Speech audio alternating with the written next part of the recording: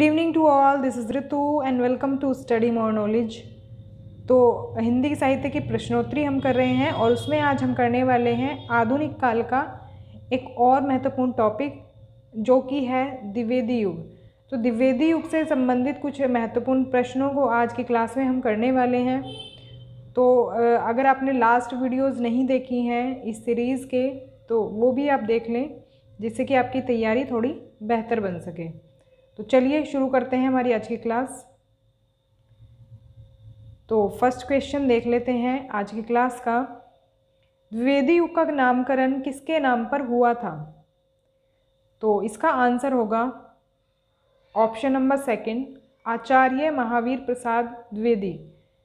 तो महावीर प्रसाद के नाम पर इस युग का नामकरण हुआ है और महावीर प्रसाद द्विवेदी जी 1903 से 1920 तक सरस्वती जो पत्रिका है उसके संपादक रहे हैं। इसके बाद है द्विवेदी युग का एक और नाम है। तो द्विवेदी युग का एक और नाम कौन सा है? इसका ऑप्शन 4 करेक्ट हो जाएगा, जागरण सुधार काल। तो जागरण सुधार काल भी कहते हैं द्विवेदी युग को। और ये किसने कहा है, जागरण सुधार काल नाम इसे किसने दिया है, ये आप कमेंट बॉक्स में बताएंगे। इसके बाद है ज्ञान राशि के संचित कोश का नाम ही साहित्य है। यह उक्ति किस साहित्यकार की है? तो ये जो उक्ति है ये है महावीर प्रसाद द्विवेदी जी की। ऑप्शन सेकंड हो जाएगा इसका सही उत्तर। आगे बढ़ते हैं। आचार्य महावीर प्रसाद द्विवेदी द्वारा रचित अर्थशास्त्र विषय का ग्रंथ है। तो किस विषय का यह ग्रंथ है? तो ये है फोर्थ ऑप्शन, संपत्ति शास्त्र।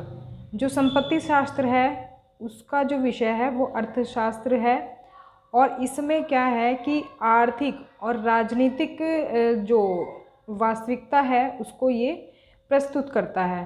1908 में इसका प्रकाशन हुआ था।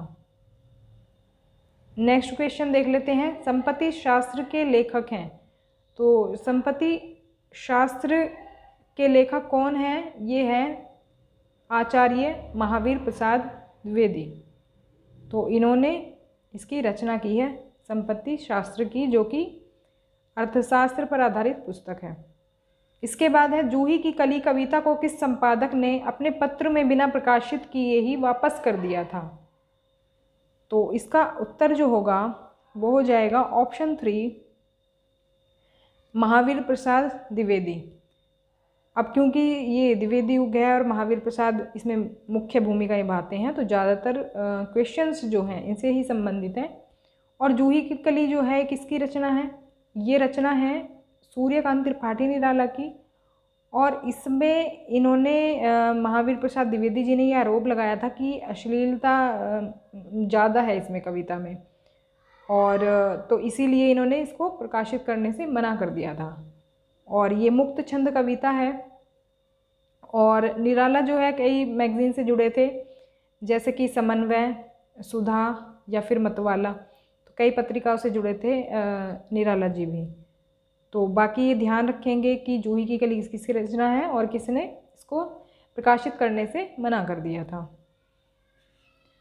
अंतःकरण की वृत्तियों के चित्र का नाम कविता है। ये कथन किसका है ये बताना है।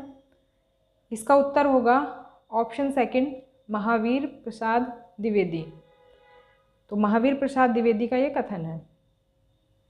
आगे बढ़ते हैं। इनमें से कौन द्विवेदी युग के कवि नहीं है? इसका उत्तर होगा ऑप्शन सेकंड, सोहनलाल द्विवेदी। तो द्विवेदी जो सरनेम है इनका, इससे हो सकता है आपको कन्फ्यूज़न हो जाए और आप समझें कि ये द्विवेदी युग के ही हैं। तो ये पॉइंट ध्यान रखेंगे कि द्विवेदी युग के ये कवि नहीं हैं सोहनलाल द्विवेदी। तो सोहनलाल द्विवेदी जो हैं राष्ट्रीय चेतना के अग्रदूत कहे जाते हैं और प्रमुख गांधीवादी कवि माने जाते हैं ये। तो द्विवेदी युग के और अगर हम कवियों की बात करें तो कौन कौन है? तो द्विवेदी युग के एक तो हैं मैथिली शरण गुप्त, अयोध्या सिंह उपाध्याय हरिओद, श्रीधर पाठक, गया प्रसाद शुक्ल स्नेही और रामनरेश त्रिपाठी, गोपाल शरण सिंह, जगन्नाथ रत्नाकर और नाथुराम शर्मा शंकर। तो ये मुख्य कवि हैं जो कि द्विवेदी युग के कवि माने जाते हैं। तो इनके नाम याद रखेंगे। तो इस तरह से पूछ लिया जाता है कि द्विवेदी युग के कवि कौन नहीं है या फिर द्विवेदी युग के कौन से कवि हैं। तो इस तरह से आपको कवियों के नाम तो ध्यान रहने चाहिए, कौन से युग के कौन से कवि हैं। नेक्स्ट क्वेश्चन है, द्विवेदी युग के सर्वश्रेष्ठ प्रगीतकार माने जाते हैं। तो इसका उत्तर होगा ऑप्शन सेकंड, ये होंगे मुकुटधर पांडे। तो मुकुटधर पांडे जो हैं सर्वश्रेष्ठ प्रगीतकार माने जाते हैं द्विवेदी युग के। और इनकी अगर रचनाओं की बात करें तो मुख्य रचनाएं इनकी हैं पूजा फूल, कानन कुसुम।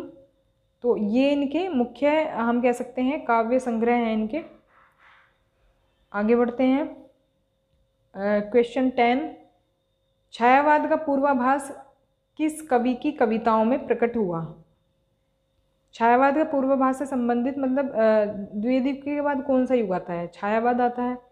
तो छायावाद की जो झलक हमें देखने को मिलती है मतलब किसकी कविताओं में देखने को मिलती है, और ये हैं द्विवेदी युग के।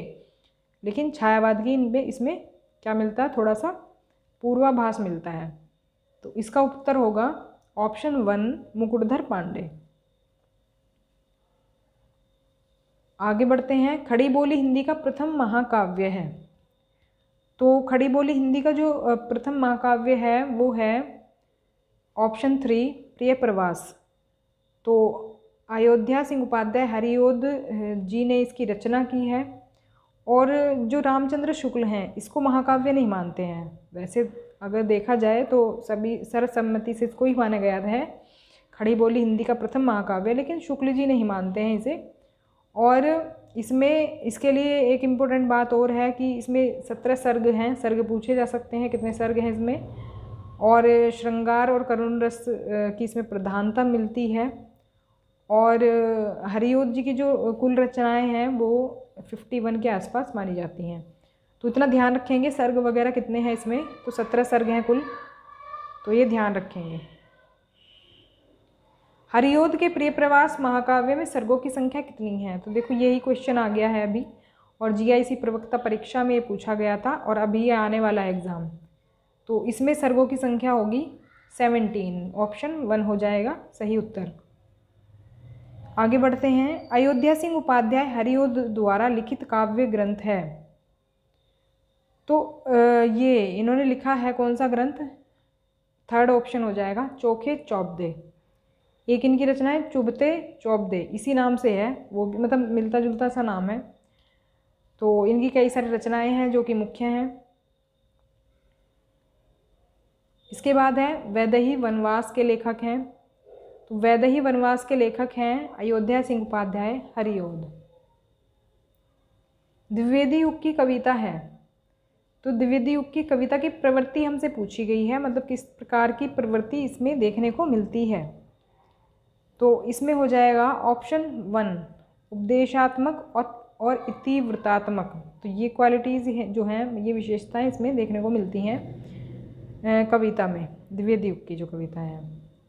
फिर है भारत भारती का प्रकाशन कब हुआ।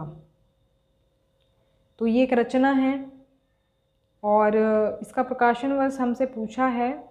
इसका उत्तर हो जाएगा ऑप्शन 1। तो इसका प्रकाशन वर्ष है 1912 ईस्वी, और इसके जो रचनाकार हैं वो हैं मैथिली शरण गुप्त।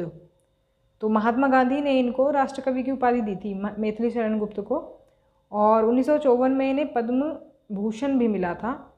और इनकी जो दूसरी रचना है वो है साकेत। मतलब वैसे तो इनकी कई सारी रचनाएं हैं, लेकिन इनकी साकेत नाम की जो रचना है वो सर्वश्रेष्ठ मानी जाती है इनकी रचनाओं में। और इसके अलावा इनकी रंग में भंग भी है, रंग में भंग नाम से भी एक इनकी रचना है। तो आगे बढ़ते हैं। राजपूती आन की कथा है। तो इसका उत्तर होगा ऑप्शन 2 रंग में भंग। तो अभी हमने बात करी थी मैथिली शरण गुप्त की रचना है ये रंग में भंग। रंग में भंग काव्य कृति के रचनाकार हैं, तो अभी हमने देख लिया है ऑप्शन 3 हो जाएगा।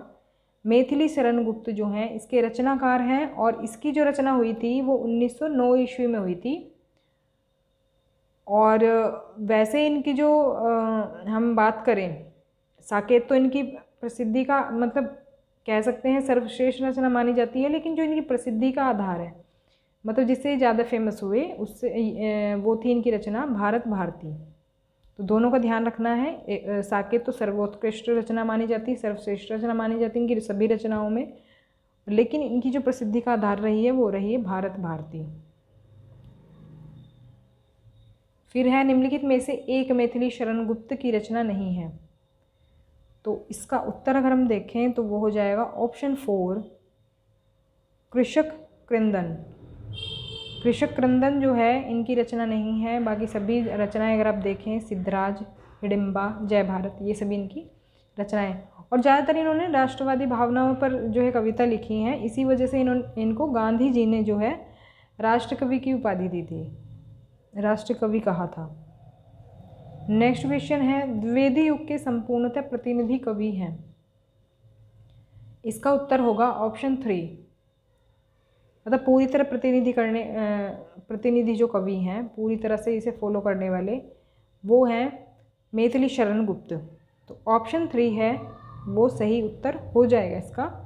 तो ये थे हमारे आज के 20 क्वेश्चंस। क्लास आपको कैसी लगी? अगर अच्छी लगी तो लाइक करें, शेयर करें और चैनल को सब्सक्राइब कर लें अगर अभी तक नहीं किया है तो। मिलते हैं नेक्स्ट वीडियो में, तब तक के लिए stay connected and keep watching study more knowledge. Thanks for watching.